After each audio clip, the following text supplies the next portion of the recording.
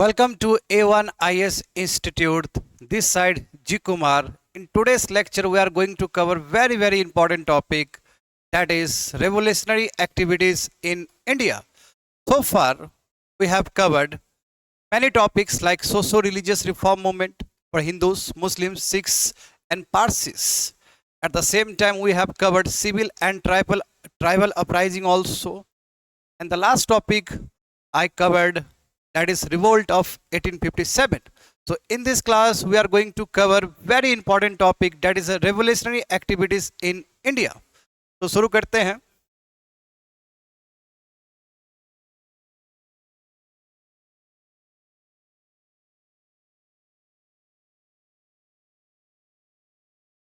Revolutionary activities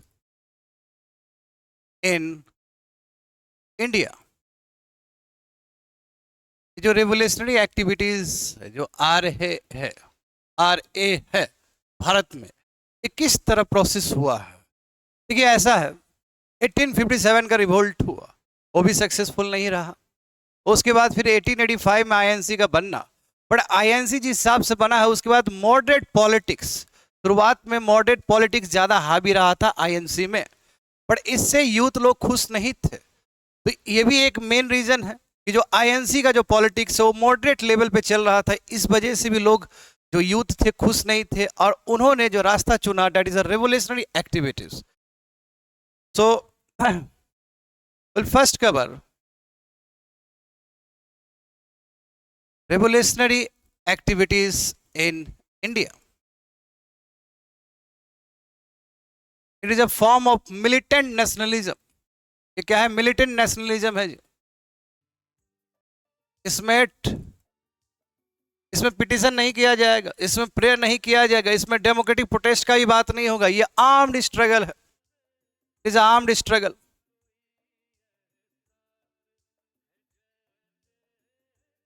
इसका जो approach है वो वायलेंट होगा जी, violent form of struggle, violent form of struggle.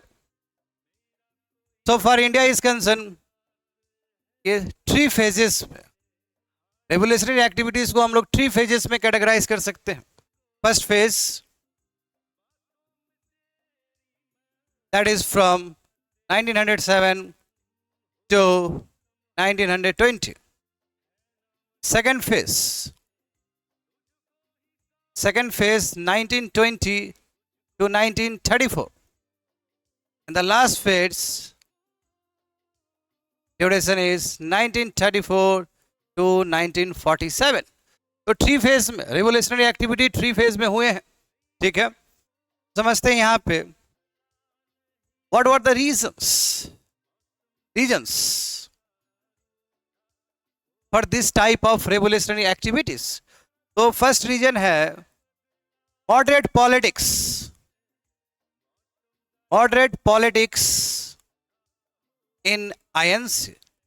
Indian national Congress में मॉडरेट पॉलिटिक्स हो रहा था, और ये बेस्ड है 3P पे, prayer, petition and democratic protest. तो यूथ लोग है, यूथ लोग को पसंद नहीं है तरीका. यूथ लोग को चाहिए थोड़ा सा आर्म्ड स्ट्रगल, यूथ लोग को चाहिए violent way of struggle. Second one international happening, international events. जैसे मजनी का राइज होना इटली में, गरीबल्डी का राइज होना इटली में, लेनिन का राइज होना रसिया में 1917 के रेवोल्यूशन में, 1917 के रेवोल्यूशन में लेनिन का राइज हो जाना. समझ गए? Bolshevik revolution, that is a Bolshevik revolution. Ethiopia Italy को हरा देता है, जापान रसिया को हरा देता है. तो ये सभी एक प्रेरणा के रूप में भारत में भी काम करेंगे. तो एक इंटरनेशनल इवेंट्स भी बहुत बड़ा रीजन है, जिसके वजह से हमारे जो यूथ जो रिवोल्यूशनरी टाइप के जो चाहते हैं कि हम आर्म्ड स्ट्रगल से बात करें ब्रिटिश से, ये लोग को मोटिवेशन मिलेगा. जहाँ तक सवाल है नेचर का, कैरेक्टरिस्टिक्स का, तो nature they will form secret society form करेंगे ये लोग. यानी कि ये सोसाइटी क्या है? Underground society. यहाँ पे मिलिट्री ट्रेनिंग दिया जाएगा, यहाँ पे सिखाया जाएगा किस तरह ऑफिशियल्स को मारना है. इसमें बात होगा इंडिविजुअल हीरोइज्म का, इंडिविजुअल हीरोइज्म का बात होगा जी. और बिल्कुल very very important, that is assassination of unfair and unpopular British officials, यानी कि जितने भी ब्रिटिश ऑफिशियल जो अनफेयर है, अनपॉपुलर है, जिन्होंने कहीं ना कहीं लोगों का, इंडियन लोगों का शोषण किया है, ऐसे लोगों को पकड़ो और मारो। समझ गए? ये मोटो है। इसलिए हम कह सकते हैं ये पूरी तरीके से बंदूक से बात करने वाले लोग सब है। ये हाथ जोड़ के नहीं काम करेंगे, गांधी जी की तरह नहीं है, ना ही मॉडरेट पॉलिटिक्स की तरह है, ये पूरा बंदूक से बात करेंगे। और जो पहला फेज है, पहला फेज में उतना ऑर्गेनाइज नहीं है, बट हम जब सेकंड फेज का बात करेंगे जहां पे भगत सिंह राइज हुए हैं, तो भगत सिंह के टाइम में थोड़ा सा ऑर्गेनाइज हुआ है। बट जो लास्ट फेज है जी, लास्ट फेज, इस फेज में एक टोटल ऑर्गेनाइजेशन देखने को मिलता है हमें रेवोल्यूशनरी एक्टिविटीज का भी। तो let's start with the first phase. First phase start करते हैं। First phase of revolutionary activities in India. In India, period 1907 to 1920. देखिए बंगाल, बंगाल का जो धरती है शुरू से ही जी नेशनलिज्म के लिए जाना जाता है, और रेवोल्यूशनरी एक्टिविटीज के लिए भी बंगाल का धरती जाना जाएगा। Starting from Bengal. अच्छा, बंगाल क्या है? स्वामी विवेकानंद बहुत बड़ा इंस्पिरेशन नेशनलिज्म के लिए, एक से एक यूथ हुए, अरविंदो घोष हुए वहां से। तो एक बहुत बड़ा पहले से ये चार्ज लैंड है जी, पहले से ये लैंड क्या है? चार्ज है। और इस तरह का यदि थॉट आए तो ये और ज्यादा चार्ज हो जाएगा। तो बंगाल में जो फर्स्ट जो ऑर्गेनाइजेशन बना for revolutionary activities, that is Anushilan, Anushilan समिति। कब बना ये? 1902 में। कहाँ पे? कलकत्ता में। इसके जो फाउंडर है, इसके जो फाउंडर है उनका नाम है सतीश चंद्र, सतीश चंद्र बासु। बट जो सतीश चंद्र बासु ने जो बनाए थे अनुशीलन समिति, वो एक्चुअली मोरल और ट्रेनिंग ग्राउंड था, ट्रेनिंग क्लब था यूथ के लिए। बट इसमें किसी ने जान भरा है, किसी ने इसमें, इस सीक्रेट सोसाइटी में किसी ने आइडियोलॉजी दिया है, तो वो है पीएन मित्रा, प्रमाथ नाथ मित्रा। और प्रमाथ नाथ मित्रा फर्स्ट प्रेसिडेंट भी बने हैं अनुशीलन समिति का। तो बिल्कुल पीएन मित्रा ही हैं जिन्होंने इस सीक्रेट सोसाइटी को, अनुशीलन समिति को एक जान दिया, एक आइडियोलॉजी दिया है। और बिल्कुल पीएन मित्रा ही है जिन्होंने यंगर जनरेशन को, यंगर रेवोल्यूशनरीज को मोटिवेट किया है, यंगर रेवोल्यूशनरी को मोटिवेट किया। जैसे अरविंदो घोष हो गए जी, इनके भाई वरिंदर कुमार घोष,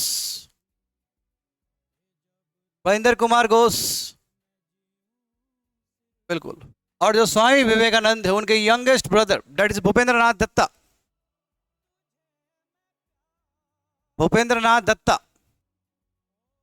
इन सभी को काफी मोटिवेट किया और काफी अच्छा ट्रेनिंग दिया। और आने वाले समय में ये पूरा बहुत खतरनाक मूवमेंट चलाने वाले हैं बंगाल के धरती से।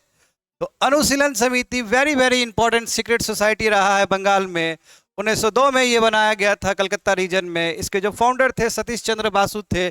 बट इस समिति में, इस सीक्रेट सोसाइटी में किसी ने रेवोल्यूशन का जील भरा है, रेवोल्यूशन का वो जो एनर्जी भरा है, तो वो स्वयं कौन है? पीएन मित्रा, प्रमाथ नाथ मित्रा।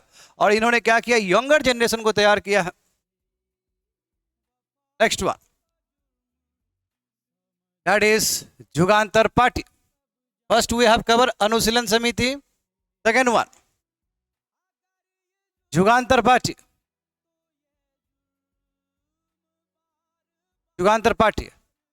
जुगांतर पार्टी बना है जी 1906 में। कहाँ बना ये? कलकत्ता में बना। और ये एक्चुअली क्या है? एक उसी का ब्रांच है, ऑफशूट ऑफ अनुशीलन समिति।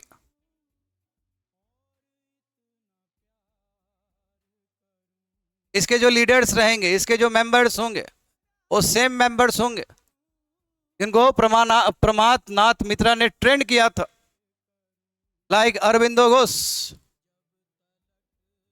अरविंदो घोष।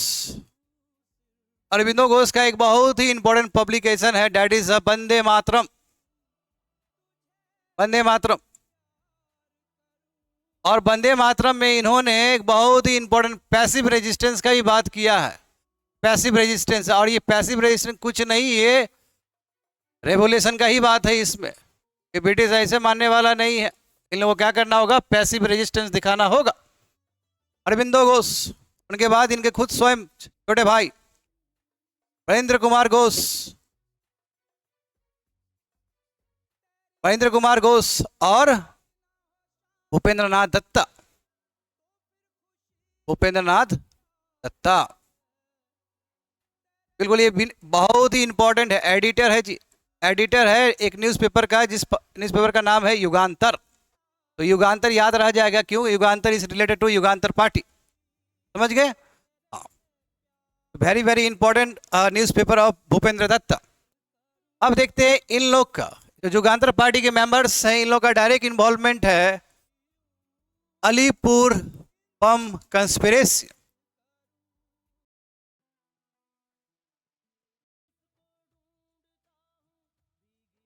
अलीपुर बम कंस्पिरेसी, देखिए इसमें क्या हुआ। जो मुजफ्फरपुर के जो डीएम है, बहुत ही अनफेयर डीएम थे, बहुत ही ज़्यादा अनपॉपुलर डीएम थे, और उन्होंने कुछ इंडियन इंटरेस्ट के लिए उसके विरोध में काम किया था। इसलिए इन लोगों को लगा कि भाई ऐसा नहीं होना चाहिए। तो ये लोग प्लान किए कि ये जो डीएम है, मुजफ्फरपुर का डीएम है, उसको उड़ाना है। बट चूंकि ये लोग उतने जवान थे, उतने वेल प्लान नहीं किए थे, और गए ये लोग उड़ाने के लिए, बम फेंकने के लिए। अब बाय मिस्टेक क्या हुआ कि दो ब्रिटिश जो लेडी है वो किल्ड हो गई और वो बच गए। डीएम जो किंग्सफोर्ड है वो बच गए। तो जाहिर सी बात है उसके ऊपर ट्रायल होगा। तो अलीपुर बम कंस्पिरेसी में बिल्कुल खुदीराम बोस, खुदीराम बोस बोस प्लस प्रफुल्ला, प्रफुल्ला चक्की, ये क्या करते हैं, through a bomb, but killed two British ladies in place of DM of Muzaffarpur, DM of Muzaffarpur Kingsford. यानी किंग्सफोर्ड मरता नहीं है, वो गए तो मारने के लिए उसको, बट मरता नहीं है। इन प्लेस ऑफ किंग्सफोर्ड तो ब्रिटिश लेडीज का, ठीक है, उसका क्या हो जाता है, असैसिनेशन हो जाता है जी, उसका किलिंग हो जाता है। और ये घटना कब की है, ये घटना है 1908 का। तो जाहिर सी बात है ब्रिटिश कार्रवाई करेगा ही इस पे। तो ब्रिटिश टुक एक्शन। ब्रिटिश क्या करता है, खुदीराम बोस को, खुदीराम बोस को हैंग्ड कर देता है जी। बताइए उस समय खुदीराम का जो एज था मात्र 19 ईयर्स ओल्ड, मात्र 19 साल के लड़के थे ये। प्रफुल्ला चक्की, प्रफुल्ला चक्की क्या कर लेते हैं, वो कमिटेड सुसाइड, वो खुद मर जाते हैं, कमिटेड सुसाइड। और ये जो बम यूज किया गया है, ये बम किसने प्रिपेयर किया था, उलस्कर दत्त ने तैयार किया था। उलस्कर दत्त, उलस्कर दत्त को मास्टर ऑफ बम मेकिंग भी कहा जाता है जी, उलस्कर दत्त। तो जाहिर सी बात है खुदीराम बोस जो कि डायरेक्ट इन्वॉल्वमेंट था जिनका, जिन्होंने बम फेंका, इनको फांसी दे दिया गया 19 साल के एज में, समझ गए। प्रफुल्ला चक्की कमिटेड सुसाइड। और बाकी जो लोग हैं, बाकी लोग हैं जैसे वरिंदर कुमार घोष, जो अरविंदो घोष के भाई हैं, वरिंदर कुमार घोष बिल्कुल, प्लस भूपेंद्र नाथ दत्ता को क्या किया गया, इनको डेथ सेंटेंस दे दिया गया। बट बाद में डेथ सेंटेंस को कम करके, है ना, उस जानते हैं कि इम्प्रिजमेंट को कम किया जा सकता है, डेथ सेंटेंस को कम करके फाइनली ये रिलीज कर दिए गए, मगर बहुत बाद में रिलीज किया गया इनको। बट अरविंदो घोष का केस बहुत ही क्यूरियस है, क्योंकि अरविंदो घोष पे भी आरोप था कि वो भी इन्वॉल्व थे। बट अरविंदो घोष का केस बहुत सुंदर तरीके से सीआर दास ने लड़ा है, और सीआर दास ने इतने सुंदर तरीके से डिफेंड किया कि ये बड़ी हो गए, ये छूट गए अरविंदो घोष। तो ये कहानी है अलीपुर बम कंस्पिरेसी का। और कब हुआ था? 1908 में हुआ था। और कहाँ पे हुआ था? ये मुजफ्फरपुर में हुआ था। तो आपका सवाल ये होना चाहिए था कि मुजफ्फरपुर में यदि हुआ तो फिर अलीपुर बम कंस्पिरेसी कैसे? अलीपुर बम कंस्पिरेसी इसलिए क्योंकि ये जितने भी ट्रायल हुए हैं, जितने भी इन्वेस्टिगेशन हुए, जितने भी सेशंस हुए, सब अलीपुर में हुआ है। कलकत्ता के आसपास वाला जो अलीपुर, वहां पे हुआ है, इसलिए क्या है? अलीपुर बम कंस्पिरेसी है। Next one, yes we have cover Anushilan Samiti, उसके बाद Jugantar party, and third one Dhaka, Dhaka Anushilan Samiti. Dhaka Anushilan समिति 1905, कहाँ पे? जाहिर सी बात है ढाका में। और इसके जो फाउंडर थे, very very important leader, that is a Pulin Pulin Bihari Das, इसके लीडर। और ये ढाका अनुशीलन समिति एसोसिएटेड है जी, एसोसिएटेड विथ बारह डकैती, बारह डकैती प्लस बड़ीसल, बड़ीसल कंस्पिरेसी। बड़ीसल कंस्पिरेसी कब हुआ था? 1913 में हुआ था। बारह डकैती कब हुआ था? 1908 के आसपास हुआ था। देखिए ये बारह डकैती क्या है? ये बारह डकैती इज अ पार्ट ऑफ स्वदेशी डकैती। इसमें क्या है कि डकैती किया जाएगा और जो भी फंड रेज होगा उसको यूज किया जाएगा रेवोल्यूशनरी एक्टिविटीज के लिए, बंदूक वगैरह खरीदने के लिए। और ये बड़ीसल कंस्पिरेसी में क्या हुआ था कि यहाँ पे जो मेंबर्स, जो रिवोल्यूशनरी मेंबर्स है, उन्होंने कोशिश किया कि ब्रिटिश को ओवरथ्रो कर दे। मतलब आर्म्ड तरीके से, वायलेंट तरीके से ब्रिटिश को क्या करे? ओवरथ्रो कर दे। बट ऐसा नहीं हुआ जी। ब्रिटिश को ओवरथ्रो करना इतना आसान तो नहीं है। 44 मेंबर्स को अरेस्ट किया गया, उसमें कई लोग को फांसी भी दिया गया है। यदि कोई पूछता है बारह डकैती और बड़ीसल कंस्पिरेसी किससे रिलेटेड है, तो वो ढाका अनुशीलन समिति से रिलेटेड है। समझ गए? Yes, next one, that is yes Bengal completed. अब हम लोग बॉम्बे का देखते हैं जी। बॉम्बे, देखिए यदि बॉम्बे का बात करें तो इनिशियल बिगिनिंग तो रामोसी अपराइजिंग से ही हो गया था। रामोसी, रामोसी अपराइजिंग, रामोसी अपराइजिंग कब हुआ था? ये भी दो फेज में हुआ है। जो सेकेंड फेज है जी 1879, by whom? By Vasudev, Vasudev Balwant Phadke. और इन्होंने पीजेंट्स के कॉज के लिए, पीजेंट्स को सपोर्ट करने के लिए इतना बड़ा रिवोल्ट किया था। इसलिए इनको फादर ऑफ आर्म्ड रेबिलियन भी कहा जाता है, father of revolutionary activities in India भी कहा जाता है इनको। उसके बाद देखेंगे next one, first one, second one, Chapekar brothers, Chapekar brothers assassination.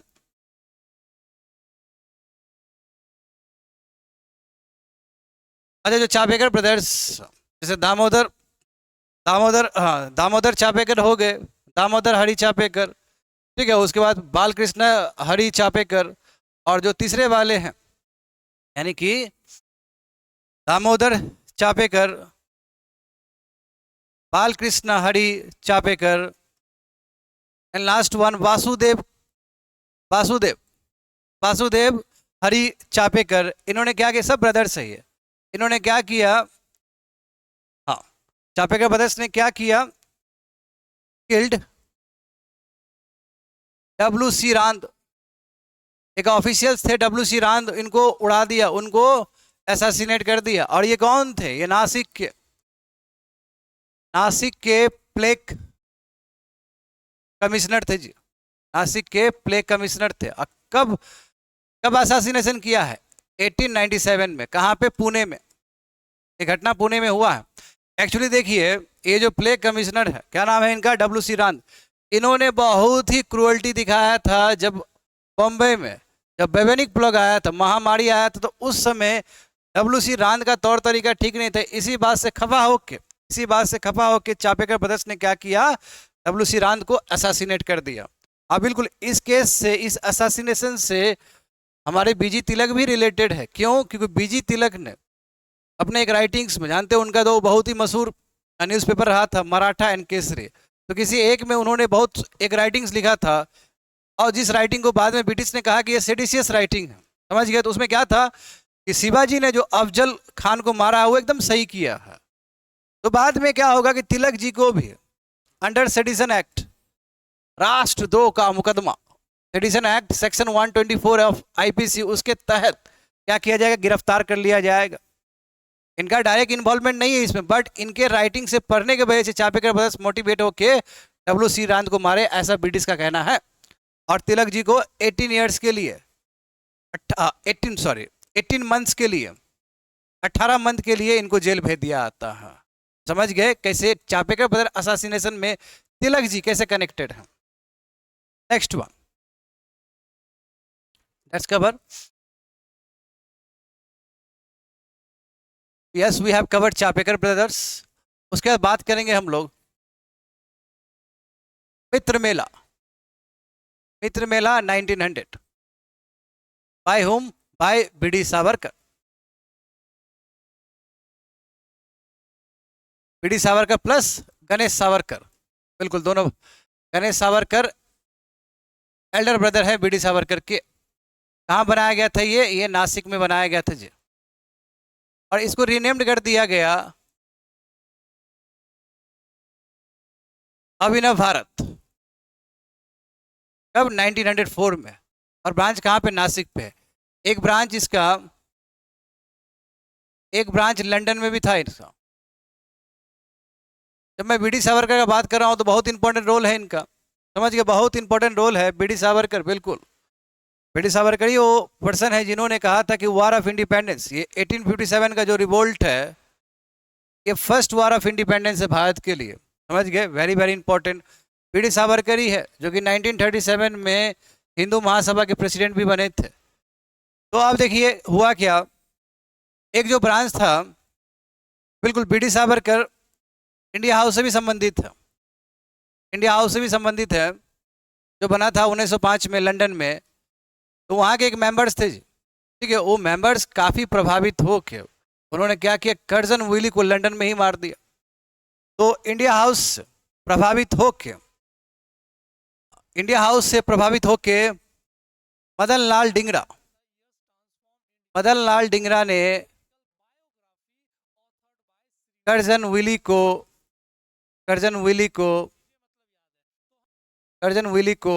London में असासिनेट कर दिया, जिसको लेके भी ब्रिटिश खफा था। प्लस यदि अभिनव भारत का बात किया जाए तो अभिनव भारत का डायरेक्ट इन्वॉल्वमेंट था नासिक कंस्पिरेसी में भी। नासिक कंस्पिरेसी, नासिक कंस्पिरेसी क्या है जी, इसमें जो नासिक के जो कलेक्टर है, नासिक के जो कलेक्टर है उनका नाम था A.M.T. जैक्सन। तो A.M.T. जैक्सन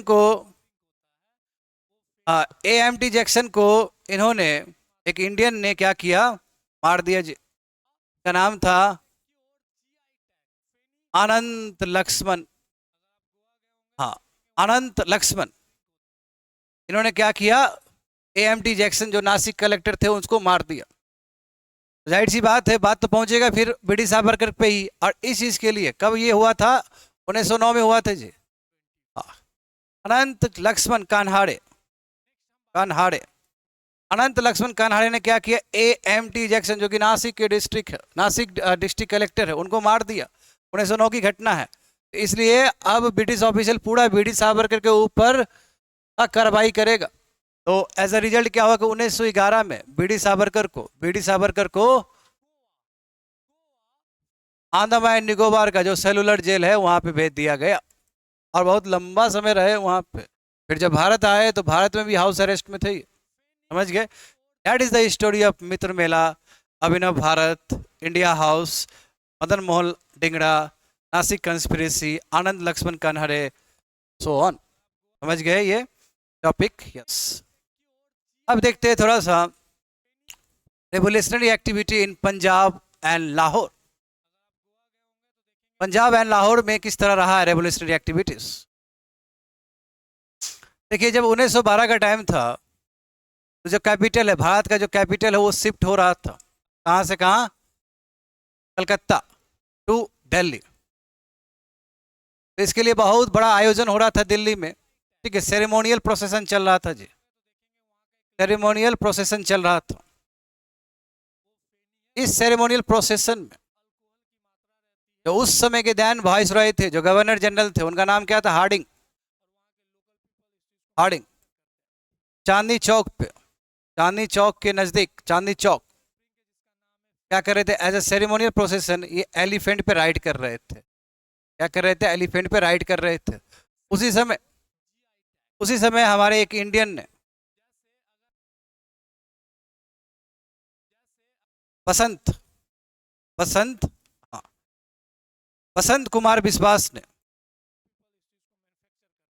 एक बम फेंक दिया इस प्रोसेसर पे, बम थ्रो कर दिया। हाँ, ये तो बच गए, थोड़ा इंजर्ड हुए, बट इनके जो एलिफेंट का जो ड्राइवर है वो किल्ड हो गया। एलिफेंट का जो ड्राइवर है वो किल्ड हो गया। ये बच गए, थोड़ा इंजर्ड हुए बट बच गए।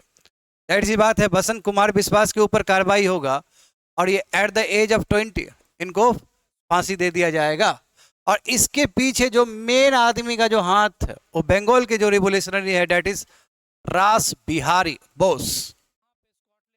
रास बिहारी बोस वहां से भाग जाएंगे और कहाँ चले जाएंगे? ये जापान चले जाएंगे। जापान में भी जाके शांत नहीं रहने वाले हैं। जापान में भी जाके इंडियन इंडिपेंडेंस लीग बनाएंगे। ये इंडियन इंडिपेंडेंस लीग बनाएंगे। कब? 1942 में। बहुत काम आएगा सुभाष चंद्र बोस के लिए। तो समझ गए, ये हो गया पंजाब और लाहौर का केस। तो पंजाब और लाहौर में क्या हुआ? बिल्कुल, ये कलकत्ता जब शिफ्ट, कैपिटल जब कलकत्ता से दिल्ली शिफ्ट हो रहा था, तो हार्डिंग जो सेरेमोनियल प्रोसेसन के हिस्सा थे वो एलिफेंट राइड कर रहे थे। तो उस समय बसंत कुमार बिस्वास ने क्या किया? एक बम फेंक दिया। बट उस बम से थोड़ा बहुत इंजर्ड हुए, बट इनके जो एलिफेंट के ड्राइवर थे वो मारे गए।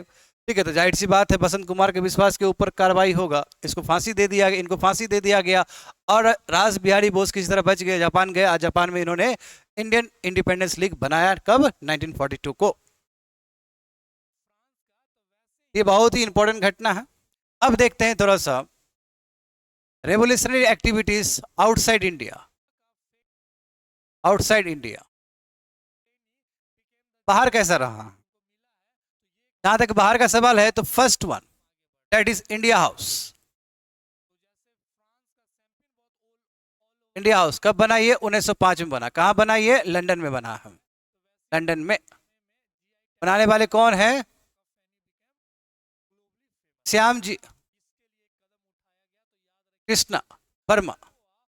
श्याम जी कृष्णा वर्मा ने क्या किया? इंडियन हाउस बनाया। और इसमें जो की मेंबर है जी, की मेंबर है वो कौन है? बीडी सावरकर। बिल्कुल, बीडी सावरकर इसका हिस्सा थे। बीडी सावरकर। और बिल्कुल इसी इंडिया हाउस से प्रभावित होके मदन लाल डिंगरा, मदन लाल डिंगरा ने क्या किया? कर्जन विली को ऑर्डर कर दिया, उसका असासिनेशन कर दिया जी। कब? लंदन में। हाँ, तो लंदन में। समझ गए कब की बात है ये बात है आपका 1908 और 9 का। India house. Number 2 Paris Indian society. Paris Indian society ये कब बना था? 1905 और 6 में। कौन बनाई थी ये? बनाई थी मैडम भिकाजी कामा। बहुत बड़ा नाम, मैडम भिकाजी कामा। इनको मदर ऑफ रेवोल्यूशन भी कहा जाता है। क्या कहा जाता है? मदर ऑफ रेवोल्यूशन भी कहा जाता है इनको। बिल्कुल, बहुत ही प्रतिष्ठित, बहुत ही इंपॉर्टेंट इनका पब्लिकेशन है, दैट इज वंदे मातरम। वंदे मातरम कहाँ से पब्लिश होता था? पेरिस से। ठीक है, मैडम भिकाजी कामा बहुत इंपॉर्टेंट पर्सनालिटी है भारत के रेवोल्यूशनरी फेज के लिए। देखिए, इन्होंने first time self design try colour flag को लहराया था। कहाँ पे? जर्मनी के स्टटगर्ट में। जर्मनी के स्टटगर्ट में इन्होंने फर्स्ट टाइम भारत का झंडा लहराया था। कब की बात है? 1907 की बात है जी। यस, अभी का झंडा से ये अलग झंडा है, मगर कोई प्रयास तो कर रहा है झंडा फहराने का। तो वो मैडम बिगाजी कामत थी, समझ गए। इनको मदर ऑफ रेवोल्यूशन भी कहा जाता है। अब देखते हैं हम लोग गदर पार्टी, वेरी वेरी इंपॉर्टेंट। गदर पार्टी, गदर पार्टी कब बना ये? 1913 में बना जी। कहाँ बना ये? San Francisco. कहाँ पे? ये यूएस में है। किसने बनाया? लाला हरदयाल और सोहन सिंह बकना। सोहन सिंह बकना। और सोहन सिंह बकना फर्स्ट प्रेसिडेंट रहे थे, फर्स्ट प्रेसिडेंट रहे थे गदर पार्टी का। ठीक है, बहुत इंपॉर्टेंट है। इनको लगा कि बेस्ट मौका है जी, वर्ल्ड वार का समय था, वर्ल्ड वार का समय था, इसलिए लगा कि ये बेस्ट मौका है कि आर्म्ड रेबिलियन किया जाए। और एक इंसिडेंट बहुत इंपॉर्टेंट है गदर पार्टी से, दैट इज कोमा, कोमा गाता मारू इंसिडेंट। कोमा गाता मारू इंसिडेंट, देखिए कोमा, जो कोमा गाता मारू है, ठीक है, ये एक्चुअली जैपनीज शिप का नाम है। क्या है ये? जैपनीज शिप का नाम है। हो क्या रहा था कि हांगकांग से वैंकूवर कनाडा, हमारे सिख भाई लोग, अधिकतर उसमें सिख भाई लोग थे 300 प्लस, ये हांगकांग से कहाँ जा रहे थे? वैंकूवर की तरफ जा रहे थे।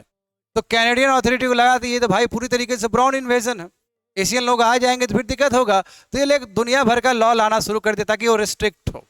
जब वहाँ पहुंचे गुरदीप सिंह, जब वहाँ पहुंचे, जो वॉयज की यात्रा के कैप्टन थे, जब वहाँ पहुंचे तो बहुत सारे रिस्ट्रिक्शन लगाया गया। बोला है कि नहीं, नहीं उतर सकते हो यहाँ पे, कनाडा का धरती तुम लोग के लिए नहीं है। अब मात्र वो 20 पैसेंजर को वहाँ पे रहने का शरण दिया, बोला बाकी भागो यहाँ से। तो अब देखो, अब ये इस इंसिडेंट में क्या होता है कि कनाडा से जब भारत की तरफ आएंगे, इंडिया की तरफ, इंडिया में कहाँ पे लैंड करेंगे? बज बज हार्बर में। कहाँ पे? बज बज हार्बर, जो कलकत्ता का पोर्ट है, कलकत्ता का हार्बर है, वहाँ पे ये लोग लैंड करेगा। और ब्रिटिश पुलिस, जो ब्रिटिश पुलिस, ब्रिटिश पुलिस भी बहुत ही नेगेटिव तरीके से इन लोगों के ऊपर पेश आएंगे, लाठी चार्ज कर देंगे, एक दंगा हो जाएगा, राइट हो जाएगा। इसमें कई लोग, कई सिख भाई लोग मारे जाते हैं। तो इस चीज का भी गुस्सा था गदर मूवमेंट को, गदर पार्टी को। कैसे मारा गया? एक तो इतना लंबा यात्रा वैंकूवर से फिर बज बज हार्बर इंडिया, और उसमें इतना यातना झेलने के बाद इस तरह का यदि कंफ्लिक्ट हुआ है तो ये उचित नहीं है। तो इसलिए गुस्से से पंजाबी लोग जो है, सिख भाई लोग, ये क्या करेंगे? बहुत सारे ब्रांचेस गदर पार्टी का, बहुत सारा ब्रांचेस भारत में ओपन करना शुरू कर देंगे। इसे कहते हैं गदर कंस्पिरेसी। बिल्कुल वर्ल्ड वार का टाइम है, गदर कंस्पिरेसी शुरू हो जाएगा। देखिए, जैसे वर्ल्ड वार फर्स्ट आउटब्रेक हुआ, जैसे स्टार्ट हुआ, तो जो गदराइट्स, जो गदर मूवमेंट को चला रहे हैं, उनको लगा कि बेस्ट अपॉर्चुनिटी है, यहाँ से हम क्या कर सकते हैं? इंग्लिश को खदेड़ सकते हैं, ब्रिटिश को भारत से खदेड़ सकते हैं। ये लोग आए, बट ये लोग चाह क्या रहे थे? ये लोग चाह रहे थे कि सिपोई म्यूटिनी किया जाए। सिपोई म्यूटिनी करेंगे तो अपने आप क्या होगा? ब्रिटिश पूरी तरीके से कमजोर पड़ जाएगा। बट इंटेलिजेंस बहुत वीक था जी इन लोग का। इसके बीच में ब्रिटिश का खबरी लोग घूम रहा था, स्पाई लोग घूम रहा था, इसलिए ये चाह के भी इनका प्लानिंग सक्सेसफुल नहीं हो पाया, प्लानिंग सक्सेसफुल नहीं हुआ। और बाद में बिल्कुल यहां से होगा आपका Lahore conspiracy case, Lahore conspiracy trial. 800 से भी अधिक, 800 से भी अधिक गदराइट मेंबर्स को पकड़े जाएंगे, और उसमें कई लोग को फांसी भी दिए जाएंगे। ठीक है, कई लोग को फांसी भी दिया जाएगा। और ये बहुत बड़ा इंस्पिरेशन बन जाता है किसके लिए? भगत सिंह के लिए। भगत सिंह के लिए ये जो गदर मूवमेंट है, गदर पार्टी है, बहुत बड़ा रेवोल्यूशन का काम करता है। और भगत सिंह लीड करते हैं second phase of revolutionary activities in India को। समझ गए? तो ये बिल्कुल इससे पहले जो हम लोग जिक्र कर चुके हैं, ये बहुत ही इंपॉर्टेंट इंसिडेंट है गदर मूवमेंट के लिए, कोमा गातामारू इंसिडेंट। Next one. अब देखिए, यहीं से गदर पार्टी के ही एक मेंबर थे जिनका नाम था बरकतुल्ला, बरकतुल्ला। इन्होंने तो और गजब किया। इन्होंने क्या किया, 1915 में काबुल से कहा कि ये आज़ाद हिंदुस्तान है, ये प्रोविजनल गवर्नमेंट है पूरा इंडिया का। Declared set provisional government of India. कहां से? काबुल से, फ्रॉम काबुल। और बिल्कुल सपोर्ट भी मिल गया अच्छा खासा, अफगानिस्तान का सपोर्ट मिल गया, जर्मनी का सपोर्ट मिल गया, रसिया का सपोर्ट मिल गया। ये अलग बात है कि बाद में क्रश हो जाएगा प्रोविजनल गवर्नमेंट ऑफ इंडिया, और कहा कि पीएम जो होंगे, हम हैं पीएम, बरकतुल्ला पीएम होंगे, और इसके जो प्रेसिडेंट होंगे वो होंगे महेंद्र प्रताप सिंह। महेंद्र प्रताप सिंह। तो किसी ने साहस तो दिखाया है, समझ गए? हाँ बिल्कुल। सुभाष चंद्र बोस भी सिंगापुर से कहते हैं कि ये क्या है, प्रोविजनल सरकार है भारत का, आजाद हिंद का ये सरकार है। ऑन सिमिलर लाइन बरकतुल्ला का भी इंसिडेंट बहुत इंपॉर्टेंट है फर्स्ट फेज के लिए, समझ गए? ये कब की बात है? 1915 में। कहां से हुआ है? ये काबुल से हुआ है, अफगानिस्तान के काबुल से हुआ है। Yes, we have completed the first phase. अब देखते हैं सेकेंड फेज। सेकेंड फेज देखिए, सेकेंड फेज में ना, सेकेंड फेज में इंपॉर्टेंट क्या है, यहां से यंगर रेवोल्यूशनरीज लोग, जैसे एग्जांपल देखिए, चंद्रशेखर आजाद हो गए, राम प्रसाद बिस्मिल हो गए, असफुल्ला खान हो गए, ऐसे लोग का एंट्री होगा। तो सेकेंड फेज एक्चुअली रीजन क्या है इसका, कॉजेस क्या है? कॉजेस है सीडीएम का एनसीएम का अचानक ड्रॉप हो जाना। जब एनसीएम ड्रॉप कर दिया गांधी जी ने because of the Chauri Chaura incident, तो जो यूथ लोग हैं वो हताश हो गए, निराश हो गए कि जाए तो जाए कहां पे। और जो हो रहा है रशियन रेवोल्यूशन, 1917 में जो रशियन रेवोल्यूशन हुआ, इससे भी बहुत ज्यादा इंपैक्ट पड़ा हमारे इंडियन यूथ को। इसलिए यहां पे स्टार्ट होगा, दैट इज हिंदुस्तान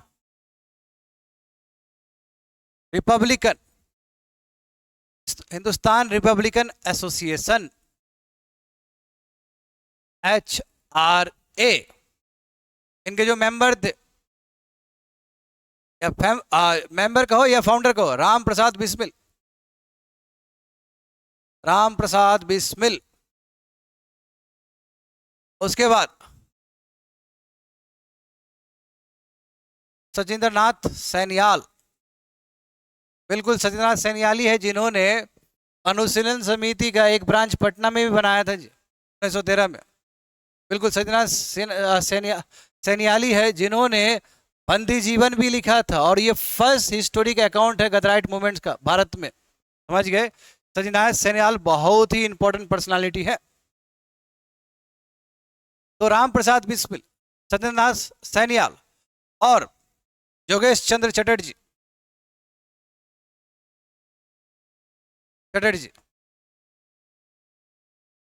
इसके फाउंडिंग मेंबर रहे हैं हिंदुस्तान रिपब्लिक एसोसिएशन का। और ये कब बना है? ये बना है 1924 में बना है। देखिए मेन एम क्या था? एम ये था कि ब्रिटिश को उखाड़ के फेंको, overthrow British rule in India, यानी कि ब्रिटिश रूल को खत्म करना है भारत से, और भारत को, इंडिया को फेडरल रिपब्लिक बनाना है। इंडिया को फेडरल रिपब्लिक बनाना है, just like United states, US की तरह जी, समझ गए? तो ये बहुत ही इंपॉर्टेंट घटना हिंदुस्तान रिपब्लिक एसोसिएशन का। अब बिल्कुल बहुत ही इंटरेस्टिंग फैक्ट है, इसी के जो मेंबर्स ये क्या करेंगे, काकोरी कंस्पिरेसी में भी लिंक रहेंगे। कब हुआ था जी? 1925 को हुआ था। इसमें क्या हुआ कि जो ट्रेन चल रही थी, उस ट्रेन में क्या था कि गवर्नमेंट का बहुत सारा ट्रेजरी था, खजाना था। वो ट्रेन चल रही थी कहाँ से कहाँ तक? लखनऊ से सहारनपुर तक। बीच में एक एरिया आता है काकोरी। उस जगह पे क्या किया यहाँ के लीडर्स ने, यहाँ के जो मेंबर्स, हिंदुस्तान रिपब्लिक एसोसिएशन के मेंबर्स ने क्या किया, उस ट्रेन को लूट लिया। इसलिए ये काकोरी ट्रेन रॉबरी है, समझ गए? लूट लिया, बहुत सारा खजाना लूट लिया। एज ए रिजल्ट क्या होगा? एज ए रिजल्ट ट्रायल होगा, और इस ट्रायल में काफी लोग को जेल भेज दिया जाएगा और कई लोग को फांसी भी दे दिया जाएगा। बिल्कुल यही टाइम है जहां पे राम प्रसाद बिस्मिल ने बहुत ही फेमस गाना, दैट इज सरफरोशी की तमन्ना। सरफरोशी की तमन्ना, ये बहुत ज्यादा ही इन्होंने पॉपुलराइज कर दिया था। एक्चुअल में सरफरोशी की तमन्ना ये जो ओरिजिनल राइटर है वो है बिस्मिल अजीमाबादी। इसके ओरिजिनल राइटर कौन है? ओरिजिनल बिस्मिल अजीमाबादी। और सरफरोशी की तमन्ना को पॉपुलराइज करने वाले कौन है? राम प्रसाद बिस्मिल। जैसे इनकलाब जिंदाबाद भगत सिंह ने पॉपुलराइज किया था इसको, बट लिखने वाले कौन थे? हसरत मोहानी थे। समझ गए? काकोरी कंस्पिरेसी में क्या हुआ है? काकोरी कंस्पिरेसी में जगह काकोरी है, वहां पे जैसे ही ट्रेन रुका ये लोग लूट लिए, ट्रेजरी लूट लिए ब्रिटिश ऑफिस, ब्रिटिश लोग का। बिल्कुल इस पीरियड में हमें याद रखना होगा कि भगत सिंह ने एक बहुत ही इंपॉर्टेंट सभा बनाया था 1926 में, डेट इज कॉल्ड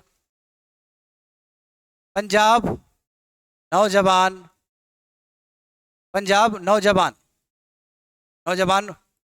भारत सभा।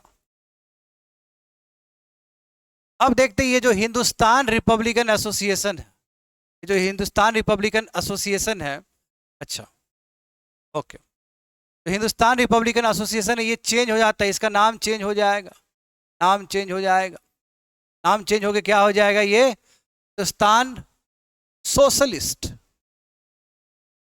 रिपब्लिकन एसोसिएशन हो जाएगा।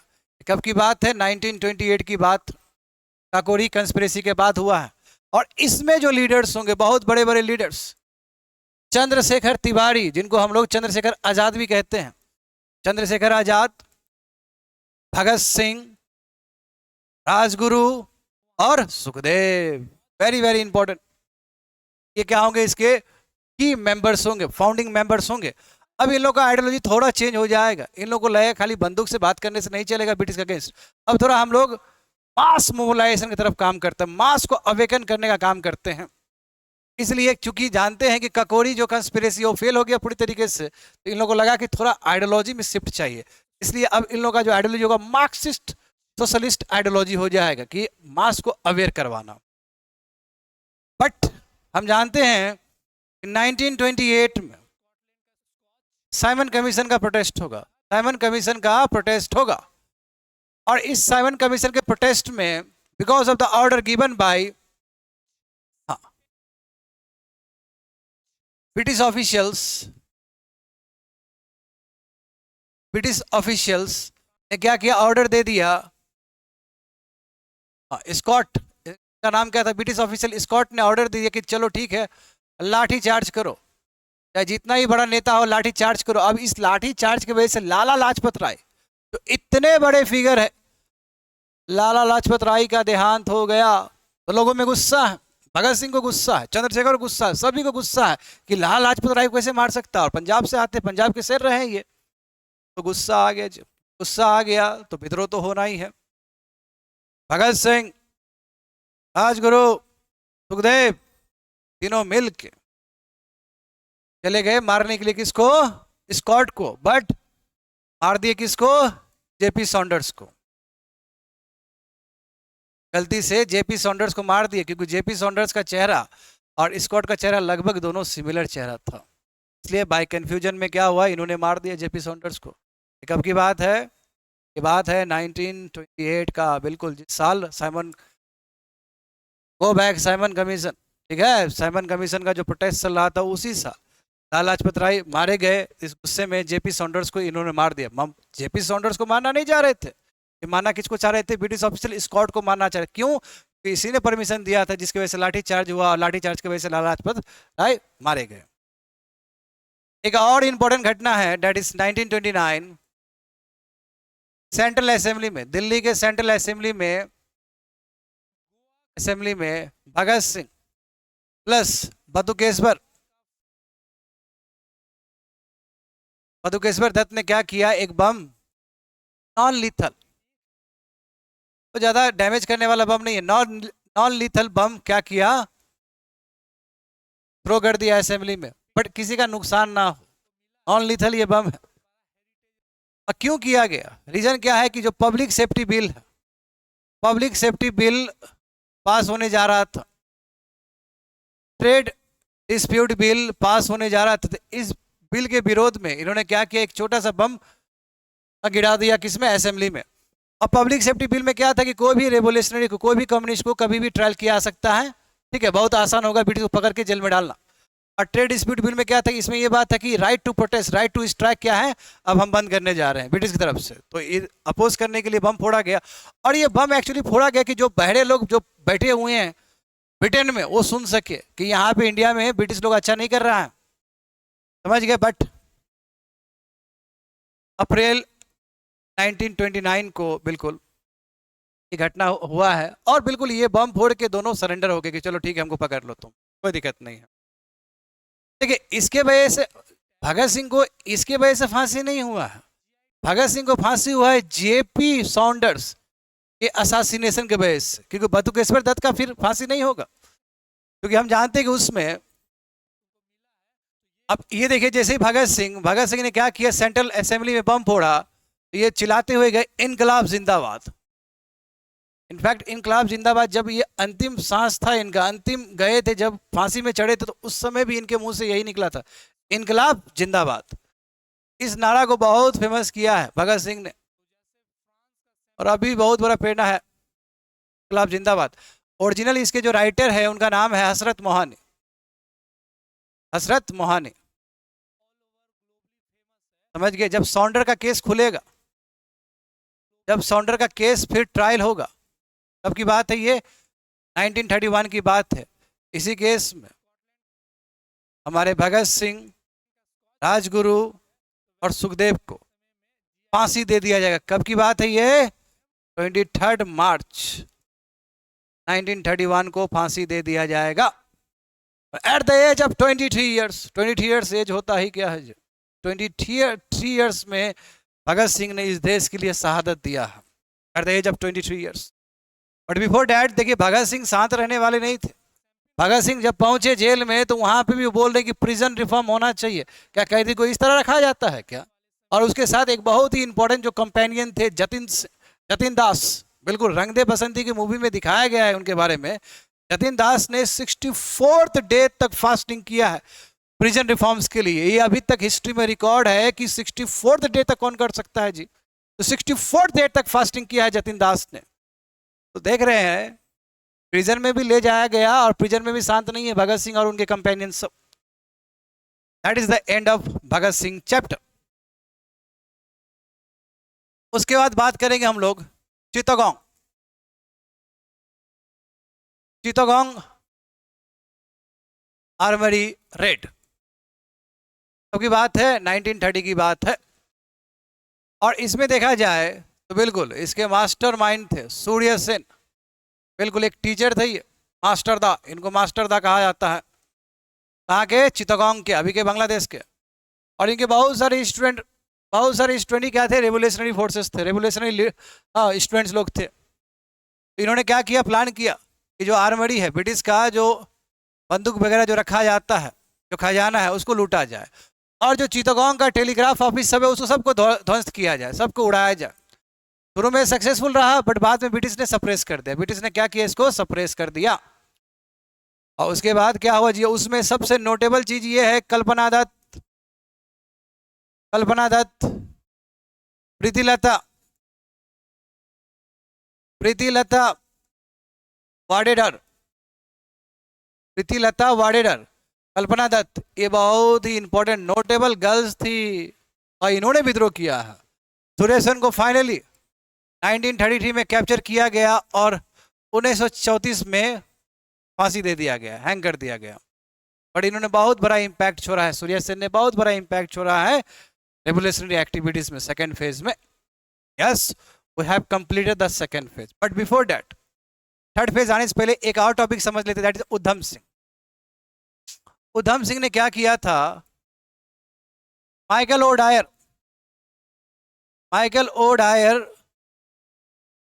ओडायर को लंदन में शूट कर दिया था, लंदन में मार दिया था। क्यों, ये माइकल डायर क्या थे, लेफ्टिनेंट गवर्नर थे, जब जलियांवाला मासाकार हुआ था 1919 में, तो उस समय लेफ्टिनेंट गवर्नर थे, तो कहीं ना कहीं ये भी मिले हुए थे जलियांवाला मासाकार से। इस बात से नाखुश होकर उधम सिंह ने लेटी सही 1940 में लंदन में क्या किया, इनको असासिनेट कर दिया। एक मूवी है, बहुत ही खास मूवी है विकी कौशल का। उस मूवी में बहुत सुंदर तरीके से दिखाया गया कि उधम सिंह ने कैसे माइकल ओ डायर को मारा है। Yes, third phase.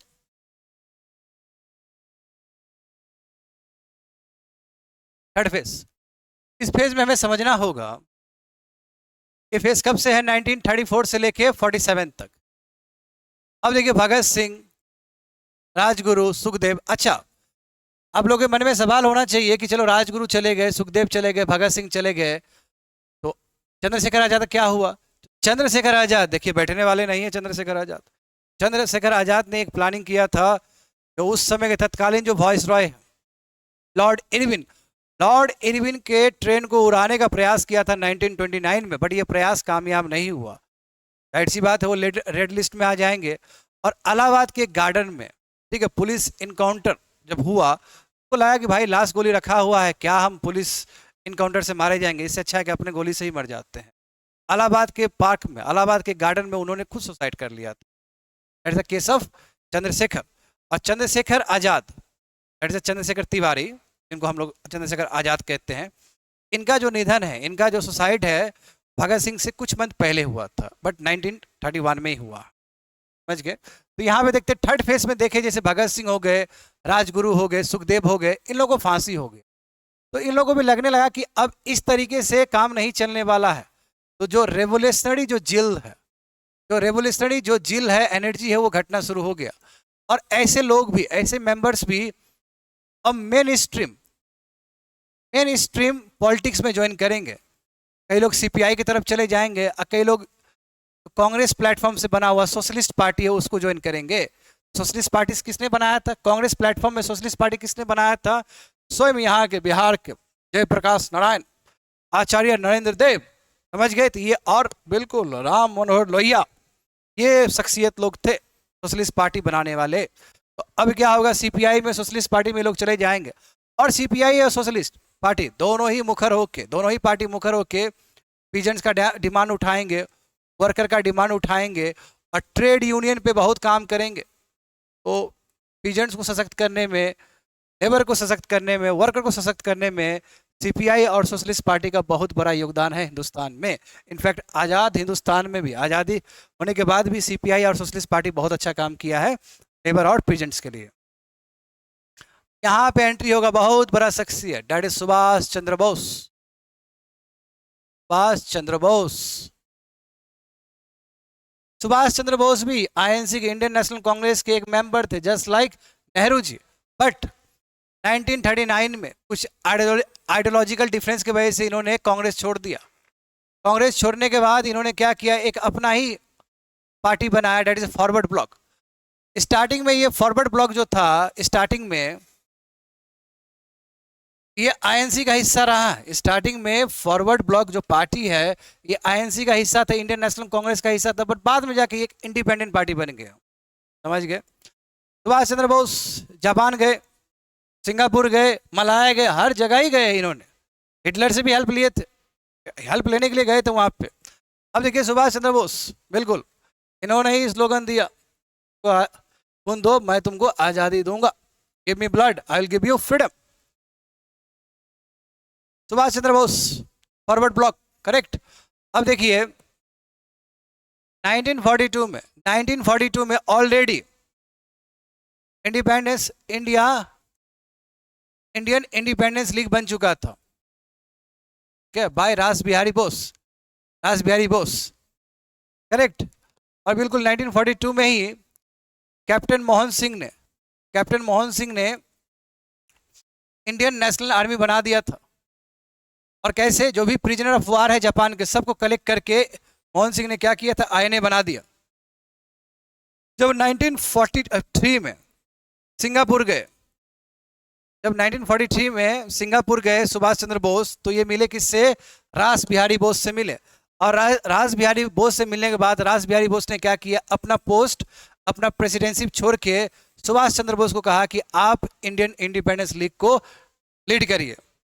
क्या होगा अब? इंडियन इंडिपेंडेंस लीग को कौन लीड करेंगे? सुभाष चंद्र बोस लीड करेंगे। और सिमिलरली आईएनए का भी जो जिम्मेदारी उठाएंगे सुभाष चंद्र बोस। दो अलग चीज है, इंडियन इंडिपेंडेंस लीग और इंडियन नेशनल आर्मी, ये दोनों अलग चीज है जी, दोनों अलग है, समझ गए? तो ये जो इंडिपेंडेंस इंडियन लीग ये पॉलिटिकल ऑर्गेनाइजेशन है, बट ये क्या है? मिलिट्री ऑर्गेनाइजेशन है। मलाया से, बिल्कुल मलाया से इन्होंने क्या स्लोगन दिया था? Give me blood I will give you freedom, तुम मुझको खून दो हम तुमको आजादी देंगे। तो सिंगापुर से 1943 में सुभाष चंद्र बोस ने आजाद हिंद सरकार का घोषणा किया वहां से। और 1944 में आईएनए जो आर्मी है, इंडियन नेशनल आर्मी, जो आजाद हिंद फौज है, ये बर्मा के थ्रू इंडिया में प्रवेश करने की कोशिश कर रहे थे, यहाँ पे इम्फाल और कोहिमा में। बट क्या हुआ? ब्रिटिश फोर्सेस का, ब्रिटिश आर्मी का क्लैश हुआ। और उस समय चूंकि Japan first world war second world war में इन्वॉल्व थे, तो जापान ने क्या किया? टाइम पे असिस्ट नहीं कर पाए, इसलिए ये लोग क्या हो गए? सक्सेसफुल नहीं रहे। बट सक्सेसफुल नहीं होने के बाद भी जब भारतीयों को पता चला इनका वीरता के बारे में, तो इंडिया में नेशनलिस्ट सेंटिमेंट्स बहुत ज़्यादा ही उमड़ गए थे। अब उसके बाद हुआ आईएनए ट्रायल कब हुआ? 1945 नवंबर 1945 से लेके मई 1946 तक। और इसमें बहुत ही इंपॉर्टेंट जो आईएनए के मेंबर्स थे, Shahnawaz Khan from Muslim community, Gurbaksh Dhillon from Sikh community, Prem Kumar Sehgal from Hindu community.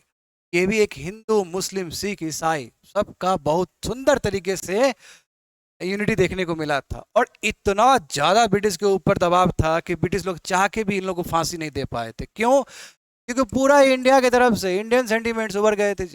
Indian sentiments अपने पिक पे था, ब्रिटिश चाह के भी फांसी नहीं दे सकते थे इन लोग को। प्लस जो भारत के जो बेस्ट लॉयर है, सीआर दास हो गए, करेक्ट, जैसे नेहरू जी हो गए, भुल्लाभाई देसाई हो गए, उन्होंने बहुत बखूबी से केस लड़ा है, तो चाह के भी नहीं हुआ। और बीच में एक इंसिडेंट और इंपॉर्टेंट हुआ है, that is INA, that is naval mutiny, Indian naval mutiny. कब हुआ था ये? फरवरी 1946 में हुआ था। तो ब्रिटिश को लग रहा था कि जब इतना बड़ा म्यूटिनी हो गया भारत में, जिसकी वजह से कैबिनेट मिशन बनाना पड़ा, और यदि ये लोग को फांसी दे देंगे तो बहुत हालत खराब हो जाएगा, तो चाह के भी इन लोगों को फांसी नहीं दे पाए। That is the end of third phase of revolutionary activities in India. तो कुछ क्वेश्चन डील करते हैं। Who among the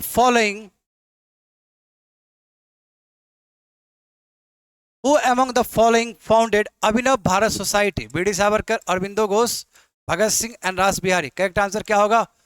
BD Savarkar. कब की बात है? 1904। कहां पे? नासिक में। Next question, Who among the following was involved in the assassination of Curzon Wheelie in London? इसका सही आंसर क्या होगा? मदन लाल डिंगरा।